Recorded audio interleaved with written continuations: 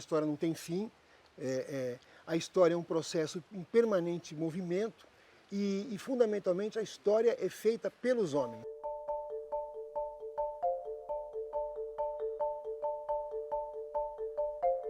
Todas as verdades, vamos colocar entre aspas, elas são históricas, elas valem para o momento. Elas não valem nem para o passado e nem para o futuro. Você explica a realidade a partir dela mesma.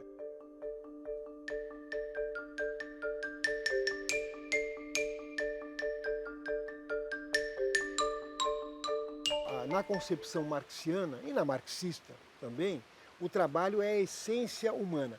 O homem é produto de si mesmo, portanto o homem é produto do trabalho.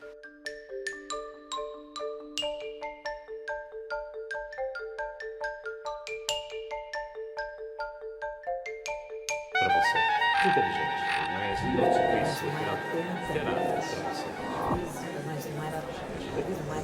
Terá para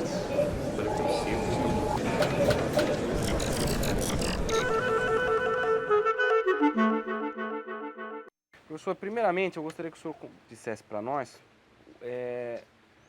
o que é a sociologia para o Marx? Bom, a rigor o Marx não é um sociólogo, né? Primeiro porque a sociologia nasce depois da grande produção da teoria social, do Marx, da sua teoria social. O Marx se propunha, antes de mais nada, um crítico do pensamento idealista e da filosofia idealista. Exatamente por isso ele vai incorporar na sua teoria social não só a crítica à filosofia, de um lado, mas vai também incorporar, de outro, a crítica à economia política, tentando articular tanto uma visão de destruição das velhas formas ideológicas, que ele vai chamar de ideologia, aí no sentido de concepções idealizadas do mundo, e ao mesmo tempo das formas de organização econômica da sociedade. Essa articulação é o que ele vai chamar de articulação dialética da sociedade, quer dizer, a infraestrutura e a superestrutura, quer dizer, a infraestrutura, o seu plano econômico, a superestrutura, o seu plano ideopolítico, e essa articulação dialética que conforma a sociedade. Por isso que não dá para dizer que, a rigor, o Marx seja um sociólogo, ainda que a sociologia possa utilizar o seu método analítico para fazer seus estudos sobre a sociedade. A importância, então, dele para a sociologia é por conta do método? Qual que é a importância de Marx para a sociologia? Eu acho que é por conta, de um lado, do método, né, do seu método inovador. Você pode dizer que o método do Marx ele tem um aspecto revolucionário nucleado na crítica das velhas formas analíticas. Porque as velhas formas analíticas ocidentais, elas tinham toda uma tradição grega, elas vinham da grande tradição do pensamento clássico grego, dos métodos fechados, quer dizer, das formas, eu diria, quase que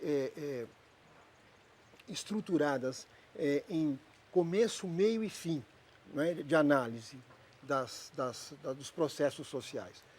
O Marx vai dizer, depois que eu consegui estruturar um método, superando a dialética do Kant e a dialética do Hegel, onde ele tem muita identidade com essa dialética do Hegel, eu consigo entender que não há mais verdades absolutas.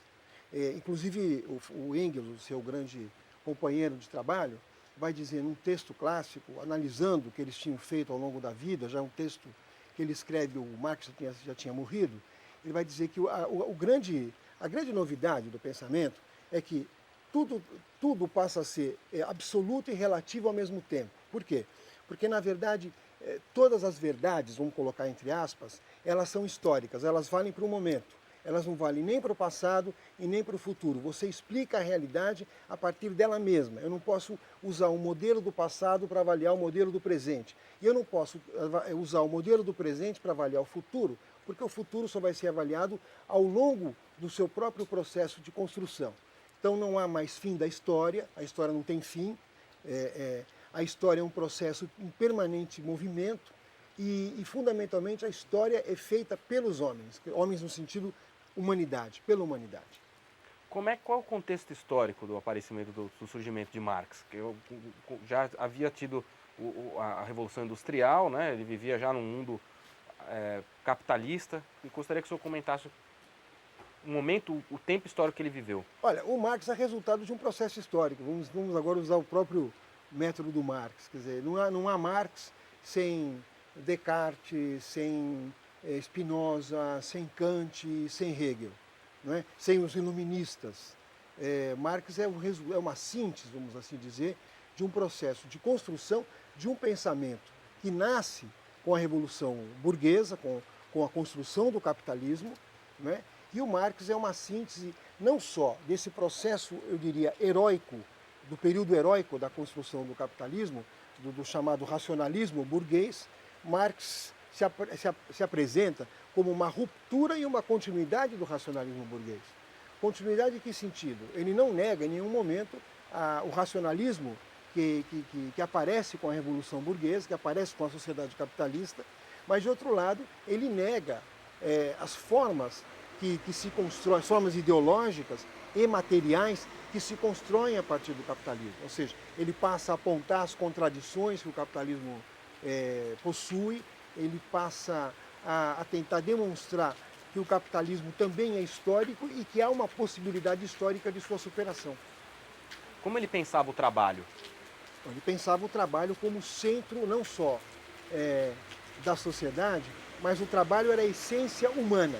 Ou seja, porque ele fala, que trabalho ele está dizendo? Não é esse trabalho cotidiano, que as pessoas saem, levantam de manhã, vão para o seu trabalho, bate o ponto e voltam. Ele vai dizer, a noção de trabalho do Marx é uma noção que ele vai chamar de praxis, onde há uma conexão entre o fazer e o pensar. Então ele vai dizer que o ser humano é produto da sua própria obra. A cada ação humana corresponde à construção de uma forma de pensamento sobre essa ação. Ele vai chamar esse conjunto da ação humana de praxis. E esse conjunto da ação humana, que não é somente agir, mas é o agir e o pensar, essa conexão dialética entre ação e pensamento, é a noção de trabalho que vai ser o núcleo da sua concepção de humanidade. Ele vai dizer, o homem é produto de si mesmo, portanto, o trabalho é o criador do homem. O homem sem trabalho não é homem. Todas as formas sociais humanas, ao longo da história da humanidade, se constituem através de formas históricas de trabalho. O que eu quero dizer com isso? A cada momento da organização da humanidade, ou da objetivação dos seres sociais, das sociedades humanas, o trabalho ganha formas diferentes. Se nós pensarmos numa sociedade arcaica, tribal, por exemplo, ali você tem um trabalho comunitário, onde a divisão social do trabalho é feita por sexo, porque as formas de propriedade são coletivas, então é uma divisão sexual do trabalho, né? O homem caça, pesca, enfim, guerreia, e a mulher planta, constrói, tece cestos, tecidos, cuida das crianças, etc. Essas sociedades que são comunitárias, elas têm uma divisão do trabalho onde não há hierarquização da forma de produzir. Nas sociedades onde você tem propriedade privada, e onde já tem embriões de formas de Estado, obviamente você já vai ter divisão de classes ou castas, e aí o trabalho também ele vai estar organizado de acordo com a estrutura produtiva e com as formas de propriedade. Então, se você imaginar uma sociedade palacial, aquela, vamos pensar, babilônica, no tempo do Hammurabi, né? Então, ali eram sociedades camponesas, onde os camponeses trabalhavam a sua própria terra, mas pagavam um tributo ao Estado. E o Estado tinha os seus escravos estatais. Os camponeses eram livres e podiam pagar esse tributo, ou com trabalho, ou com espécie. Tanto lá na Babilônia, como no Egito Antigo também, né? Onde o rei ali, o Estado, fazia uma intermediação entre o Deus, né, daquela sociedade e os homens, né? Então você tinha uma outra forma de organização do trabalho. Numa sociedade escravista grega, por exemplo, dos gregos antigos, havia uma propriedade privada do escravo. Então o escravo trabalhava para um senhor, né? Então onde você tinha toda uma estrutura escravista que garantia as formas de propriedade, né? Que garantia inclusive as formas políticas. E a escravidão garantiu o surgimento da democracia, por exemplo, né? No capitalismo, o trabalho é livre, né? O trabalhador vende a sua força de trabalho e o empresário capitalista compra a força de trabalho. É uma sociedade baseada na propriedade privada dos meios de produção e é uma sociedade fundamentalmente organizada em função da produção de mercadorias. Então, obviamente, isso implica numa necessidade de um trabalho livre e de um trabalho transformado em mercadoria. Então, obviamente, que o Marx, quando vai analisar a construção da categoria trabalho, ele vai dizer, olha, toda forma social tem uma forma histórica de trabalho e no capitalismo, como elemento central, é o trabalho livre e a venda da força de trabalho que move, vamos dizer assim, a estrutura social. Mas não só isso, esse trabalho produz e a produção desse trabalho são mercadorias que são destinadas ao mercado. Não é? Então, esta dinâmica do mercado, não é, passa a absorver todas as relações sociais, tanto as relações do trabalho, como outras formas de relação. Você imaginar, por exemplo, que seria impensável para um grego de Atenas do século V, não é, ele pagar escola para os filhos. Tanto é verdade que quando isso acontece, porque vai chegar um momento que na Grécia Antiga vai acontecer, haverá uma grande reação do Platão, do Sócrates primeiro, do Platão depois. O Sócrates, inclusive, é condenado porque passa a fazer uma crítica muito vigorosa às formas mercantilizadas de educação. Ele vai dizer, mas como é que eu posso comprar e vender educação se a educação é resultado de um processo social, vai dizer o Sócrates. O Marx pouco que pensava mais ou menos isso. Ele dizia, poxa, a educação é resultado de uma construção social. Ela é produto social. Como é que eu posso transformar um produto social em mercadoria? Não é? Então, esse é uma das formas de compreensão do Marx daquilo que ele chama de mercantilização da vida. E mais, ele vai dizer, não só a sociedade capitalista mercantiliza a vida, como vai fetichizar a vida através da mercadoria. Como se a mercadoria ganhasse uma dimensão maior do que o seu criador. É como se você tivesse aquela relação entre criatura e criador, sendo que a criatura passa a ter uma dimensão maior do que a do criador. Aqui eu falando para você isso, me vem na cabeça aquele filme Blade Runner, o Caçador de Android, né? Onde o androide é um androide, é uma mercadoria. Só que ali, a mercadoria, ela quer se humanizar. E os humanos estão tão mercantilizados que não entendem que o androide não quer mais ser mercadoria na medida que ele é um arremedo de um ser humano e ele quer ter também uma vida de ser humano, mas não consegue. Né? Então é isso que o Marx vai chamar de fetiche da mercadoria. Quer dizer, então a sociedade tem essa estrutura. E o trabalho no capitalismo, diferentemente de outras formas sociais, por exemplo, diferentemente da Idade Média, o trabalhador capitalista ele é desprovido dos meios de produção, porque os meios de produção estão todos na mão do capitalista. O trabalhador só tem sua força de trabalho, ele vende sua força de trabalho. Então, ao vender sua força de trabalho, também ele passa a ter uma parte do seu trabalho expropriado. Então, veja qual é a lógica. Se o trabalho é a essência humana, se o homem é produto do seu trabalho, quando o ser humano que vai numa fábrica e vende a sua força de trabalho e tem expropriado uma parte dessa força de trabalho, que não lhe é paga, não é? O Marx vai chamar isso uma alienação do trabalho humano. Então, uma parte do seu trabalho está alienada. Por quê? Porque quando a gente pensa no trabalho humano, nós pensamos no resultado do trabalho. Então, você imagina, isso o Marx vai chamar de processo de produção de mais-valia. Tentando exemplificar. Se eu faço um contrato com um capitalista, olha, eu vou trabalhar 8 horas por dia e vou receber R$10 por mês. Dá um exemplo. Mas eu não trabalho 8 horas, desculpe, nessas 8 horas por dia, em 4 horas de trabalho, eu já paguei meus R$10, qual eu recebo. Aí eu trabalho mais 4 horas, que são mais R$10 que eu estou produzindo. Só que esses mais R$10 não vêm para mim, vão para o capitalista. O Marx vai dizer o seguinte, isto é uma expropriação do trabalho humano, e essa expropriação do trabalho humano eu vou chamar de mais-valor, ou mais-valia. E, portanto, é uma forma alienada de relação do trabalhador com a produção. Deixa eu voltar um pouco. Para o Durkheim, o trabalho ele faz parte da estrutura orgânica da sociedade. Né? Quer dizer, ele tem até um livro, ele se preocupou tanto com isso, que ele vai escrever um livro chamado A Divisão Social do Trabalho. exatamente mostrando que essa divisão do trabalho, social do trabalho, está dentro da organicidade da sociedade, faz parte da estrutura orgânica da sociedade. Mas para o Durkheim o trabalho não é a essência do homem, não está conectada com a essencialidade humana. Para o Weber a mesma coisa, quer dizer, o trabalho até é mais penoso, a noção de trabalho para o Weber, né? É uma obrigatoriedade, é uma compulsão social, mas também não há no Weber a noção da ideia de que o trabalho é a essência humana. A única formulação que vai chegar a essa ideia de que o trabalho é a essência humana, a essencialidade do homem é o trabalho, é o Marx. O que significa os meios de produção e essa divisão de classes e luta de classes que o Marx pensava? Primeiro, vamos com a divisão de classes, né? Vamos pensar que na sociedade anterior, porque o capitalismo ele é histórico, não é que ele sempre existiu, não é? Antes do capitalismo existiram outras formas de organização do trabalho.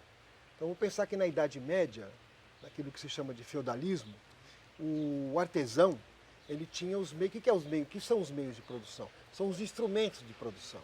Então se você pensasse num sapateiro, não é?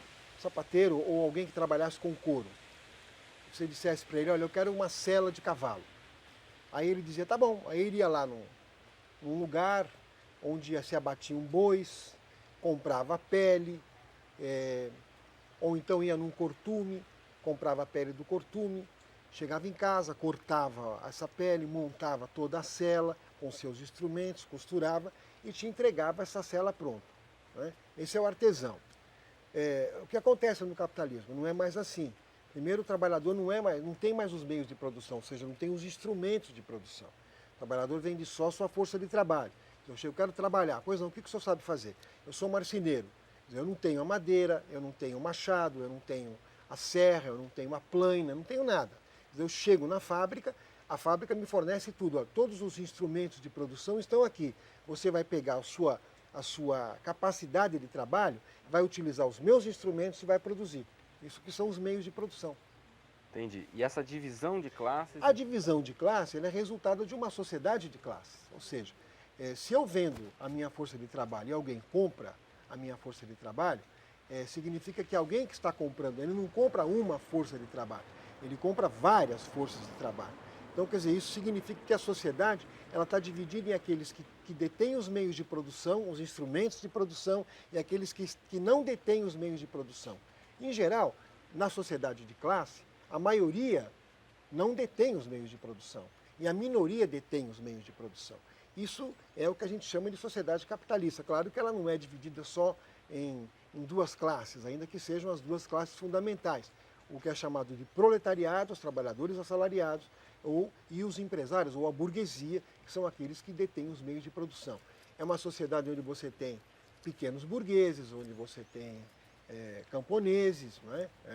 Ainda que hoje em dia praticamente desaparecendo os camponeses, e dentro da categoria da classe dos burgueses, você tem aqueles que detêm a indústria, aqueles que detêm a produção agrícola, aqueles que detêm o capital financeiro. Se bem que também no mundo de hoje há uma tendência de concentração, indústria e capital, né?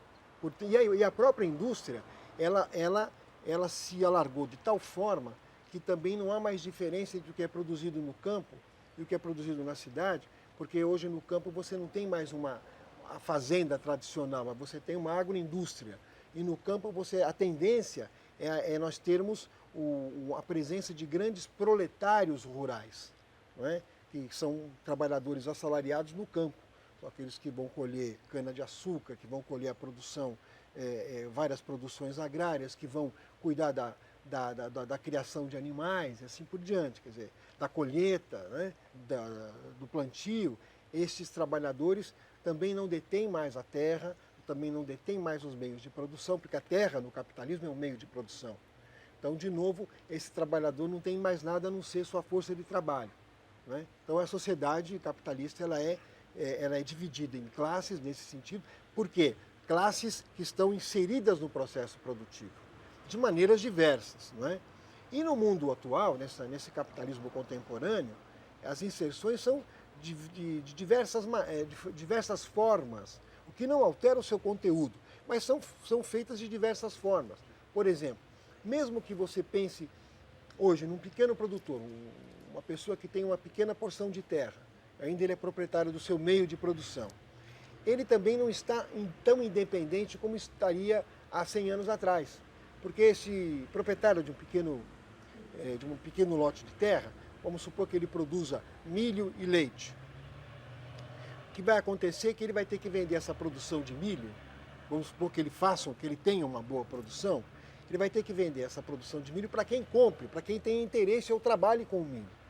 Pensemos numa grande empresa de cereais, né? Ela vai estar interessada em comprar a produção de milho desse pequeno proprietário. E uma grande empresa de produtos lácteos vai também estar interessada na produção do leite que ele produz. E obviamente, o preço do leite e do milho que ele produz não vai ser dado por ele, vai ser dado pela empresa que está comprando a produção dele e de outros pequenos proprietários. Então, apesar dele ser proprietário desse meio de produção, ele vai estar subordinado às formas de hegemonia do processo produtivo dos grandes conglomerados capitalistas, que hoje tendem a se fundir entre capital financeiro e capital industrial. Quer dizer, esse detentor da terra, então, ele seria uma nova classe, mas na verdade também um proletário. Ele eu diria que ele tem uma certa maneira de proletarização, não clássica, não é aquele operário clássico que vai na fábrica e tal, mas de certa maneira ele está proletarizado porque ele está subordinado a um grande processo produtivo que começa com a aquisição da matéria-prima, no caso aí o milho ou o leite, né, que acaba nos floquinhos de milho, por exemplo. Entendi. Marx utilizava as expressões infraestrutura e superestrutura para explicar a constituição da sociedade. Gostaria que o senhor explicasse esses conceitos. Veja, ele usou isso num famoso prefácio de um primeiro livro que ele escreve sobre o Capital, que é a Contribuição à Crítica da Economia Política. E é um prefácio de 1859, o famoso prefácio de 59, que se costuma dizer. Ali ele tenta ser, nesse prefácio, mais ou menos didático. Então ele vai dizer, olha, a sociedade é organizada numa infraestrutura onde está a base econômica, e uma superestrutura onde está uma base ideológica e ideopolítico-jurídica. Obviamente, a teoria marxiana é muito mais complexa do que isso, mas isso é uma forma de didatizar o que ele está pensando, ali em 59. Não é? Obviamente, ele já tinha escrito alguma coisa muito mais complicada, que não era para publicar, ele escreveu para reflexão própria, em manuscritos que foram achados na década de 30 do século passado, que é os chamados manuscritos econômicos de 1844. Esses manuscritos, ele tende a fazer uma análise muito mais complexa sobre essas conexões da sociedade. Mas se nós fôssemos usar o termo infraestrutura e superestrutura, nós poderíamos dizer que elas só podem ser explicadas se elas forem analisadas de maneira concomitantes e conectadas. Não dá para você analisar ou a infraestrutura ou a superestrutura sem uma, né? Quer dizer, porque aí você vai estar perdendo aquilo que ele estava preocupado. O que o Marx estava preocupado? Com a totalidade. Vai dizer, não dá para analisar nenhum processo social se você não entender a totalidade. Agora, o que é a totalidade? É tudo? Claro que é impossível você analisar tudo. Ele vai dizer, totalidade são as conexões que os complexos que a sociedade vai criando, são as conexões que se realizam entre os complexos que a sociedade vai criando. Vai dizer, seria uma conexão de complexos de complexos. O que eu quero dizer com isso? É que a sociedade não é só econômica, a sociedade não é só cultural, a sociedade não é só ideológica, ela não é só religiosa, ela é tudo. Ela é uma articulação simultânea de múltiplas determinações. Daí uma frase clássica do Marx, também desse prefácio de 59, que vale a pena eu repetir. De cor, eu sei de cabeça, agora eu posso repetir de cor. É uma frase onde ele vai dizer o concreto, no sentido de que a sociedade, em sua complexidade, ele vai chamar de concreto, vai dizer que o concreto é concreto porque é síntese de múltiplas determinações, a unidade da diversidade. Vai dizer, eu só posso entender a totalidade de um complexo social se eu entender como esse complexo como resultado ou como unidade de uma diversidade. Obviamente, essa diversidade não se equilibra harmonicamente como analisava Durkheim.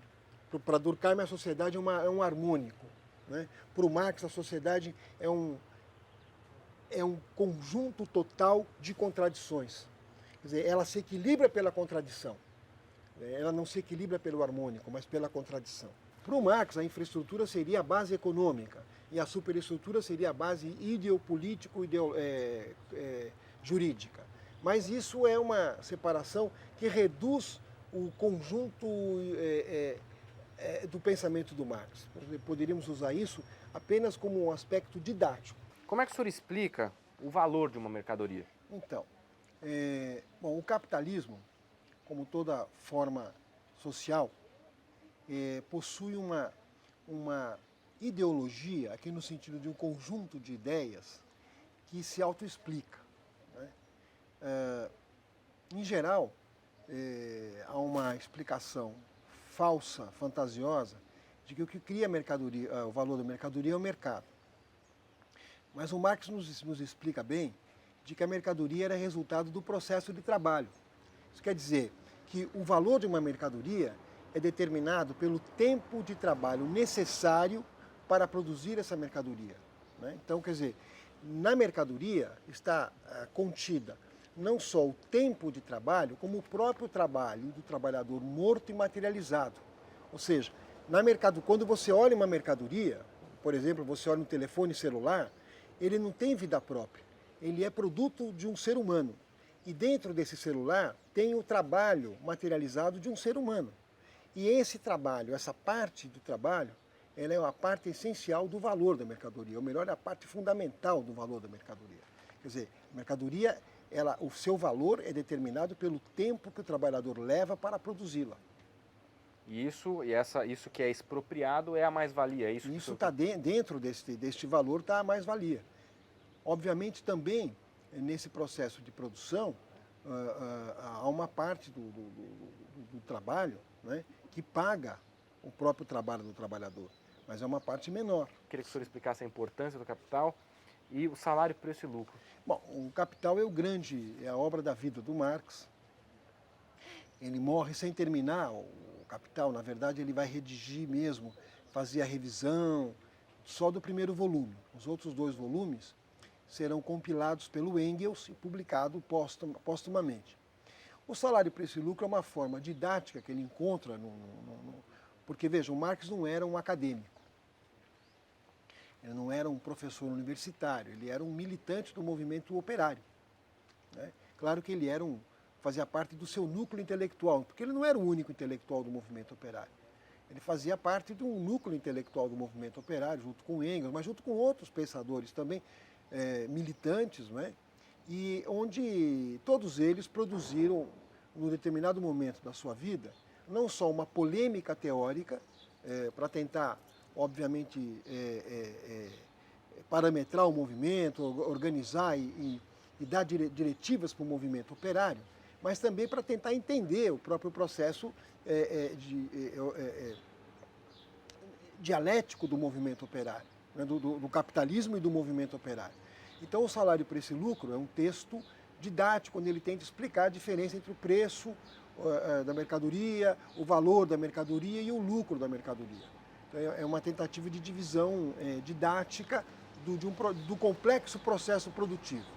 Para o Marx, o processo produtivo era um complexo articulado. Ele não era só a fábrica, não era só o momento da produção, mas era todo um conjunto que ele vai chamar de produção, de circulação, distribuição e consumo. Então, por exemplo, você pode dizer que o processo produtivo é dividido em 4 fases que se articulam dialeticamente: produção, distribuição, circulação e consumo. Uma sociedade pretendida e possível, segundo a sua avaliação, era uma sociedade onde os produtores vivessem de forma associada.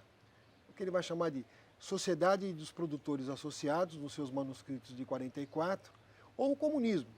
Né? Por isso que se costuma dizer também que a visão do Marx era uma visão da possibilidade que o capitalismo criaria para a sua própria superação.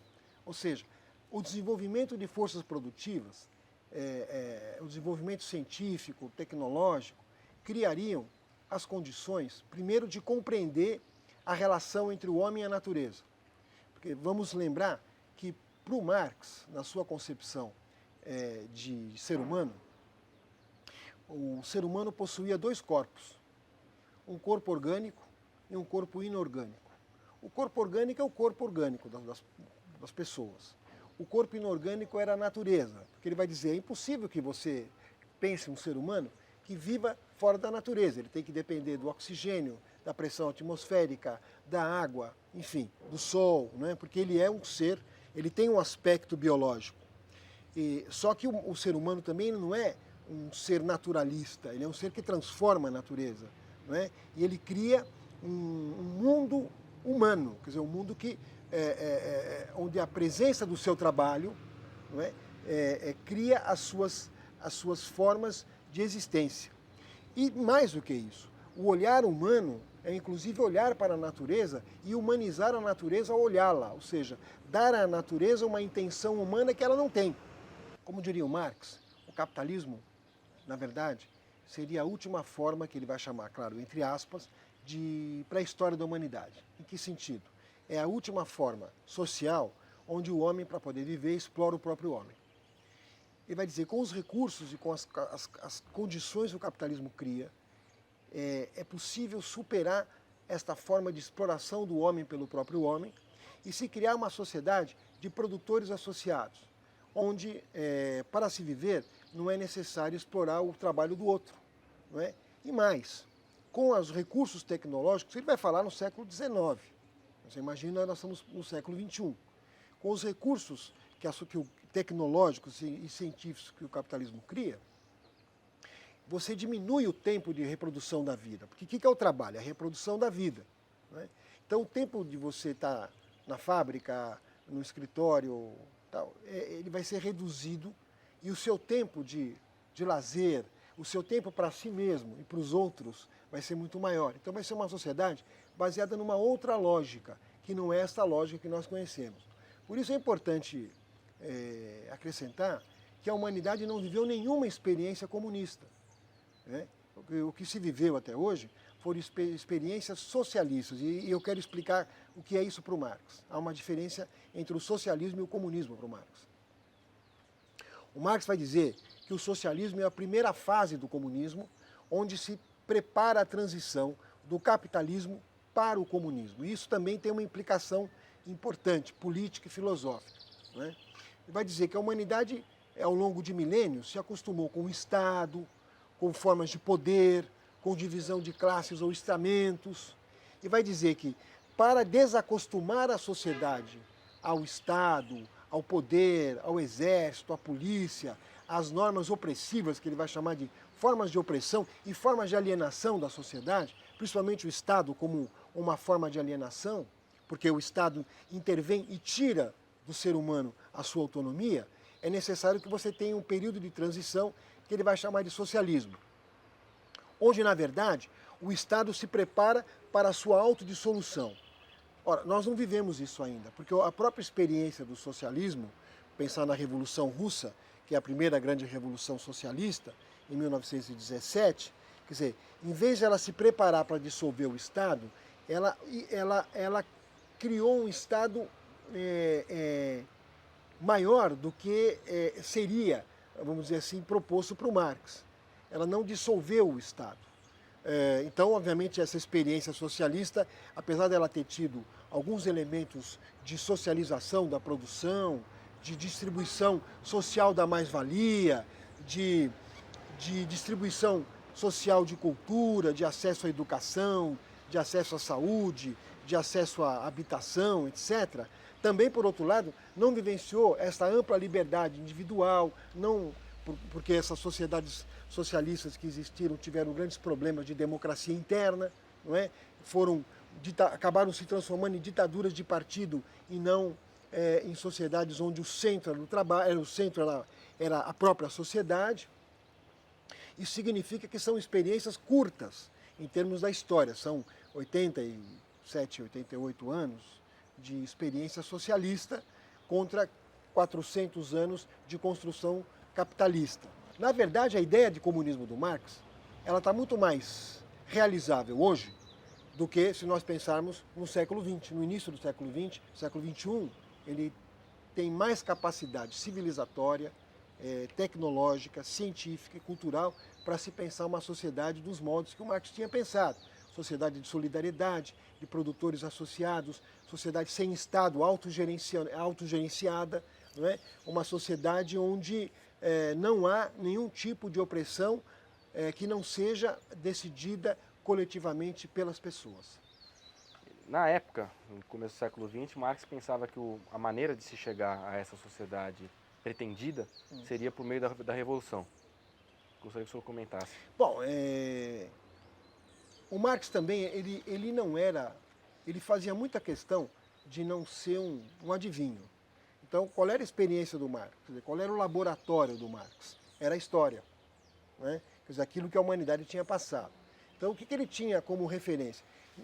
Todas as transformações humanas, todos os embates contra qualquer tipo de opressão, sempre acabaram em confrontos duros, né? A própria burguesia, quando ela começa a confrontar o poder feudal, ela confrontou o poder feudal de diversas maneiras, inclusive no final de forma armada. Só a gente pensar, a Revolução Inglesa do século XVII, a Revolução de Cromwell, foi uma revolução, foi um confronto armado, o exército popular de um lado, exército aristocrático do outro. Revolução Francesa foi uma grande convulsão, foram confrontos armados. E a Revolução Americana, que também foi uma revolução burguesa, a revolução anticolonial, revolução democrática, burguesa e anticolonial, foi uma revolução.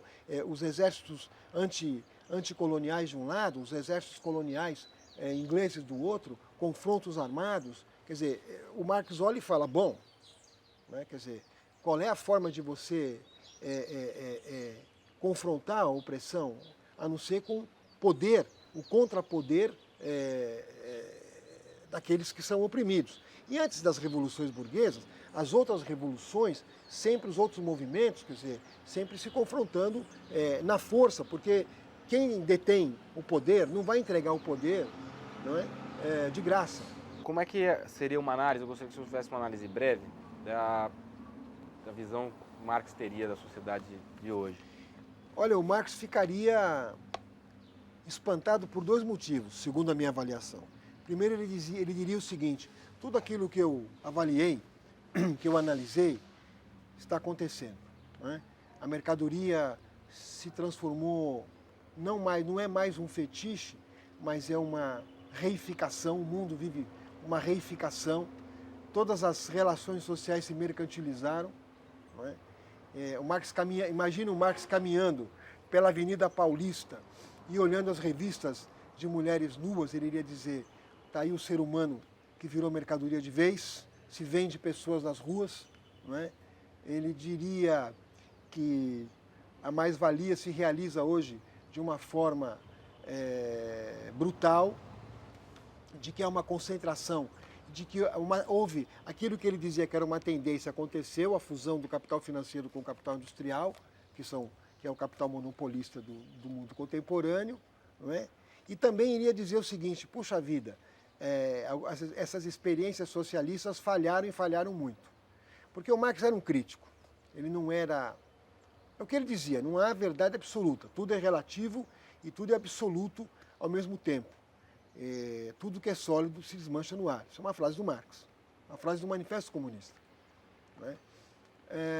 Eu acho que o Marx faria uma dura crítica às experiências socialistas, como ele já fez na Comuna de Paris, que foi a primeira tentativa de tomada do poder pelos trabalhadores em Paris, 1871, e a primeira, vamos dizer assim, primeira forma didática que o Marx usa para mostrar, olha, a tendência de se construir o poder dos trabalhadores é transformar os trabalhadores em classe dominante. Porque até então ele não tinha feito essa formulação. Porque ele dizia o seguinte, bom, nós vamos tirar a classe dominante e desmontar a sua estrutura de poder. Aí ele vai dizer, depois da experiência da Comuna de Paris, ele vai dizer o seguinte, só é possível desmontar a estrutura de poder se a classe trabalhadora, se os oprimidos, os trabalhadores, os proletários e seus aliados, os camponeses e tal, se transformem em classe dominante. Um pouco aquela ideia que vai estar presente em textos muito específicos do Marx, daquilo que mais tarde se vai teorizar muito, da ditadura do proletariado. Né? Quer dizer, a ideia da ditadura do proletariado tem muito pouco de ditadura para o Marx. Porque a ideia de ditadura do proletariado seria os trabalhadores se constituir como classe dominante para combater a ditadura do capital. Vai dizer, puxa, uma sociedade que é comandada pelo capital, comandada pela mercadoria, você vai vender sua força de trabalho. Sua força de trabalho o preço não é dado por você, mas é dado pelo patrão. Você tem que comprar tudo, você tem que pagar tudo, você está todo subordinado à produção de mercadorias, é uma ditadura. Vai dizer, bom, como é que eu me contraponho a essa ditadura? Com a ditadura dos trabalhadores. Mas ele vai dizer ao mesmo tempo, a ditadura do proletariado emancipa não só o proletariado, mas emancipa a humanidade. Vai dizer, eu não estou preocupado só em... Porque ele vai dizer, a minha teoria não é uma teoria da vingança, não é? Ele vai fazer várias polêmicas sobre isso. Quer dizer, eu não estou pregando aqui a vingança, nós vamos tomar o poder e nos vingar de quem nos oprimia. Ele falou, isso só vai recolocar o sistema de opressão. Eu só posso pensar em emancipar a humanidade, emancipar do quê? Da opressão, se eu libertar os oprimidos e libertar os opressores da opressão. Então ele vai dizer, ao fazer a revolução socialista em rumo ao comunismo, eu só posso fazer essa revolução se eu tiver como perspectiva a emancipação de toda a humanidade. Para o Marx, ideologia era uma falsa consciência. Ele vai escrever junto com Engels um livro chamado A Ideologia Alemã. Não é? E o subtítulo fica muito mais claro, crítica do pensamento. O subtítulo depois eu vou falar, vou passar para vocês também, que eu não vou lembrar aqui o subtítulo no seu termo real, mas é crítica ao pensamento, à ideologia em geral e em particular a ideologia alemã. Né? O que quer dizer isso? Ideologia para ele era uma visão idealizada do mundo, era uma falsa consciência. Então ele vai fazer uma crítica da ideologia em geral, ou seja, do conjunto do pensamento ocidental e particularmente do pensamento alemão. Quer dizer, nas figuras de Bruno Bauer, de Stirner e de outros pensadores idealistas, todos eles advindos da corrente da esquerda hegeliana. Não é? Então, por exemplo, para o Marx, a ideologia significava uma compreensão falsa da humanidade, idealizada da humanidade. Daí, esta dureza dele, este combate duro em relação à ideologia. Ele era cáustico em relação à questão ideológica. Professor, é possível fazer... Quais são as principais críticas que se fazem ao pensamento de Marx? Vamos lá. Algumas são pertinentes, outras são infundadas. E algumas ainda são produtos de pessoas que nunca leram Marx e fazem críticas ao Marx. Vamos começar por aquelas que não têm fundamento. Quer dizer, há todo um núcleo no pensamento do Marx que tenta articular a realidade com a teoria. Né? Quer dizer, nenhuma formulação do Marx está desconectada do mundo real. O Marx era rigoroso nessa questão. Tinha um espírito científico muito aguçado e uma rigorosidade conceitual muito forte. Quer dizer, ele não inventava nada. Tudo aquilo que ele descrevia eram as dinâmicas que ele via no mundo real. E ele mesmo dizia, não dá para você fazer nenhuma abstração se essa abstração não tiver como fundamento a realidade. Ponto. Segunda questão da crítica do Marx. Olha, o Marx vale para o século XIX, não vale para o século XX, nem para o século XXI. Isso é também uma incorreção analítica, na medida em que quando Marx analisa o capitalismo, a dinâmica do capitalismo, ele demonstra, e a sua teoria social demonstra, que essa dinâmica não se alterou no seu fundamento. Quer dizer, o capitalismo continua sendo uma sociedade movida pela produção de mercadorias, continua sendo uma sociedade que compra e vende força de trabalho, continua sendo uma sociedade baseada na propriedade privada dos meios de produção, portanto, quer dizer, a estrutura fundamental do capitalismo continua funcionando. E existe ainda uma outra crítica, a teoria do valor do Marx não é válida, quer dizer, fica muito difícil dizer que a teoria do valor do Marx não é válida, justamente numa sociedade onde ela é baseada na produção de mercadorias, não é? E essas mercadorias geram o movimento não só do capital que ela produz, não é? E esse próprio capital, hoje, ele criou uma dimensão tão grande que também ele se transformou, como na mercadoria, num grande fetiche. Então fica muito difícil fazer essas três, que em geral são as três críticas básicas do Marx. O que é pertinente? Não é? É pertinente você dizer o seguinte, olha, muitas das análises do Marx estavam datadas, óbvio, porque o Marx, afinal de contas, ele nunca se propôs a ser bidu, né? Ele se propôs a ser um analista da sociedade. Então, obviamente, ele não poderia analisar aquilo que ele não viveu. Ele morre no século XIX, finais do século XIX. Você pode dizer, olha, muitas das conexões que o Marx fazia nas análises das classes sociais, hoje já não tem mais, não se sustentam por si só, eu diria claro, né? Mas você parte do pressuposto do Marx para você entender o mundo de hoje. O que é válido no Marx? Válido no Marx, a sua crítica ao sistema de funcionamento do capitalismo, ela está absolutamente de pé, e fundamentalmente, o que é importante ressaltar, o essencial do Marx é o método. Né? Método que tenta aprender o mundo em seu movimento, em suas contradições, em suas complexidades. Marx jamais criaria um tipo ideal como Weber criou, ou um tipo social como Durkheim criou. Para Marx, todas as categorias analíticas são históricas, portanto elas têm data de validade também.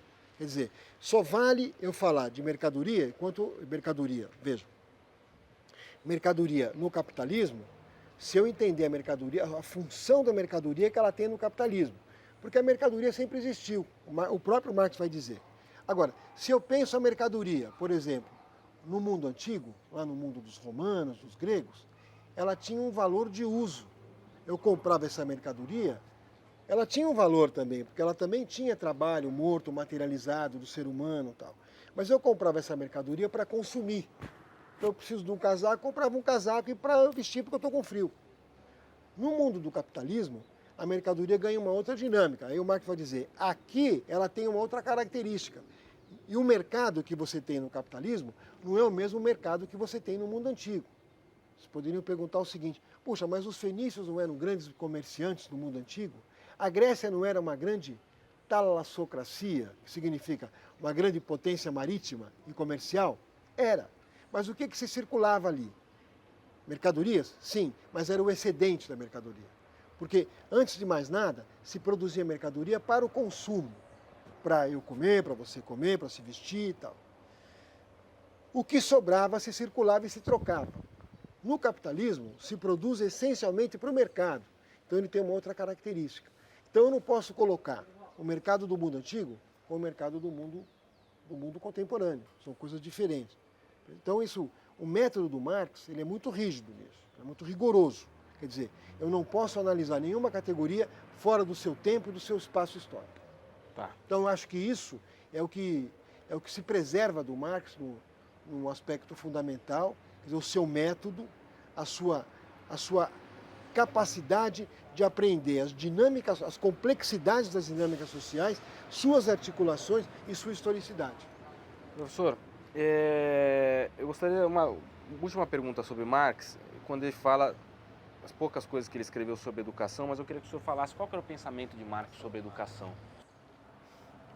Também o Marx não tem nenhum estudo sistematizado sobre educação, mas ele dá algumas dicas.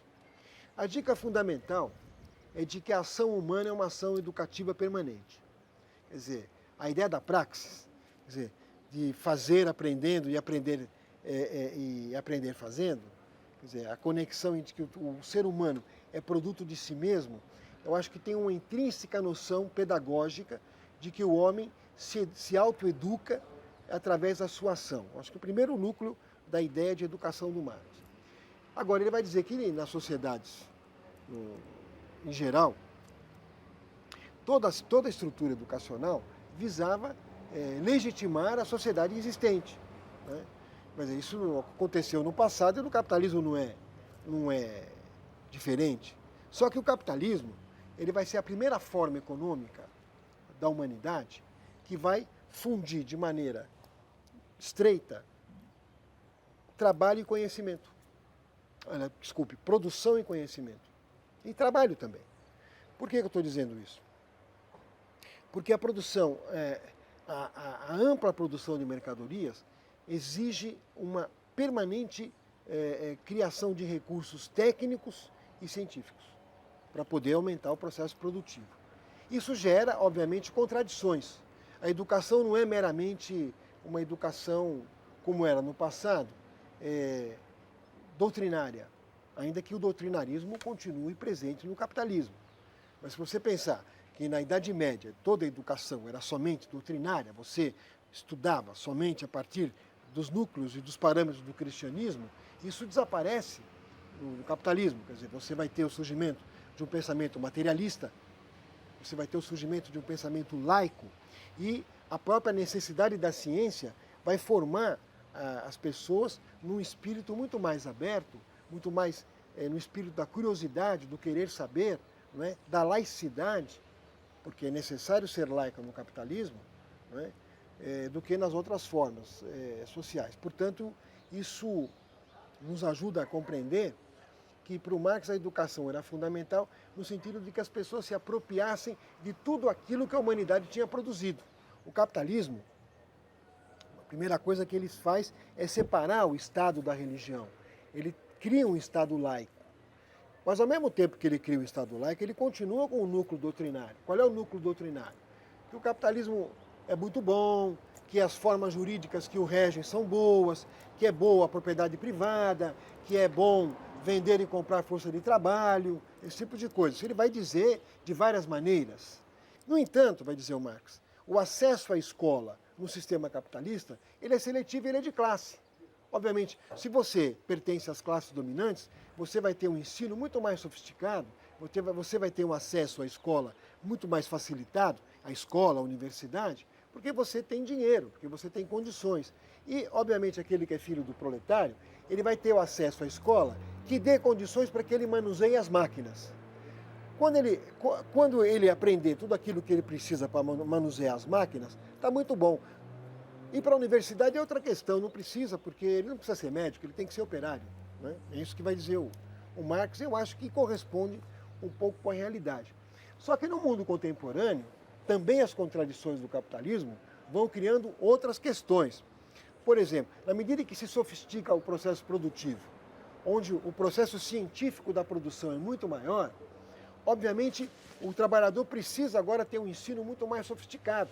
Então ele vai ter que ter acesso a conhecimentos muito mais sofisticados. Você imagina que hoje você vive na sociedade da robótica, da química fina, da informática. Então, obviamente, o trabalhador vai ter que ter acesso à engenharia eletrônica, vai ter que ter acesso à engenharia da biotecnológica. Então, obviamente, que essas contradições vão se agudizando e o que o Marx chama de o motor da história, a luta de classes, não é, entre os oprimidos e os opressores, vai ganhando novas dimensões e novas formas, e diria novas qualidades. Há uma coisa que é necessário dizer, que a escola é aparelho ideológico do Estado. Quer dizer, quando eu dizia o aspecto doutrinário da escola, não é, a escola é reprodutor do sistema. Isso a vida, em todas as sociedades humanas, as escolas, os núcleos de ensino, foram reprodução dessa própria sociedade, legitimação ideológica dessa sociedade. Quando o Marx diz que o ensino tem que ser politécnico, ele quer dizer, se você falasse nos termos contemporâneos, que o homem tem que ter amplo acesso ao conhecimento. Agora, é claro que você, numa sociedade tão tecnológica, tão específica, obviamente que algum tipo de especialização você vai ter que ter, pelo menos nessa que nós vivemos. Sei lá como é que vai ser no futuro, não é? Mas é claro que você não necessita, para ser engenheiro, somente aprender engenharia. Por que você não pode ser um engenheiro que aprenda a história, que aprenda a filosofia, que aprenda a arte, não é? Que conecte a tua ação de engenheiro com o conjunto da humanidade. E assim as outras profissões. É isso que o Marx queria dizer. O politécnico seria a ampla visão daquilo que a humanidade produz. Porque tem uma outra máxima que o Marx gostava de usar. Nada do que é humano me é estranho. Então, quer dizer, nessa outra máxima, nada do que é humano me é estranho, tudo aquilo que a humanidade produz eu tenho que saber. Eu tenho que ter, pelo menos, o direito de poder conhecer. O direito de poder ir um dia visitar o Louvre. O direito de eu poder um dia visitar a Pinacoteca do Estado. Né? É isso que ele quer dizer. Maravilha, professor. Obrigado. É Eu isso que aí. agradeço. Para você. Inteligente, mas não te conheço aqui terá para você. Terá. Para que eu